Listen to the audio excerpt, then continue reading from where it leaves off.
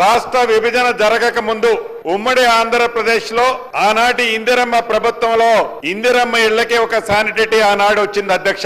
ఇప్పుడున్న తెలంగాణ రాష్ట్రంలోని అప్పటి 10 జిల్లాలు ఇప్పుడు 23 జిల్లాల్లో సుమారు 21 లక్ష ఇళ్లు ఆనాడు దివంగత నేత రాజశేఖర రెడ్డి గారి టైంలో ఇందిరమ్మ ఇళ్లు కట్టించే కార్యక్రమానికి శ్రీకారం చుట్టి పేదవాడి ఆత్మ గౌరవానికి చిహ్నంగా ఉండే ఇళ్లిచ్చిన ఘనత ఆనాటి ఇందిరమ్మ ప్రభుత్వానికి అధ్యక్ష.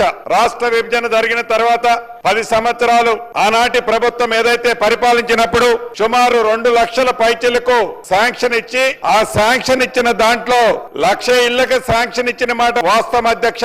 ఈ 1,00,000 ఇళ్లలో సుమారు 70,861 ఇళ్లు మౌలిక వసతులు కొన్ని పూర్తి చేయకుండా ఫుల్ ప్లెడ్జ్ లో అన్ని డోర్లు స్లాబ్లు కంప్లీట్ చేశారు అధ్యక్ష.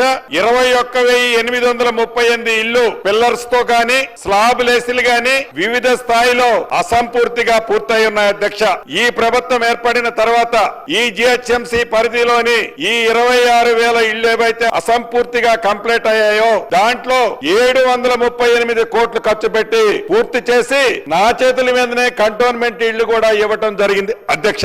వివేకన్న గారు చెప్పినట్లు వారి నియోజకవర్గంలో కూడా కొన్ని చాలా స్పీడ్ లో వాటిని కూడా పూర్తి చేసే విధంగా బేసిజాలకి పోకుండా ఏదైతే ఆనాటి ప్రభుత్వం జిహెచ్ఎంసీ పరిధిలో సుమారు 92,000 ఇళ్లు అందుట్లో 62,000 ఇళ్లు ఆల్మోస్ట్ కంప్లీట్ చేసి కొన్ని మౌలిక వసతులు పెండింగ్ ఉన్నాయి అధ్యక్ష.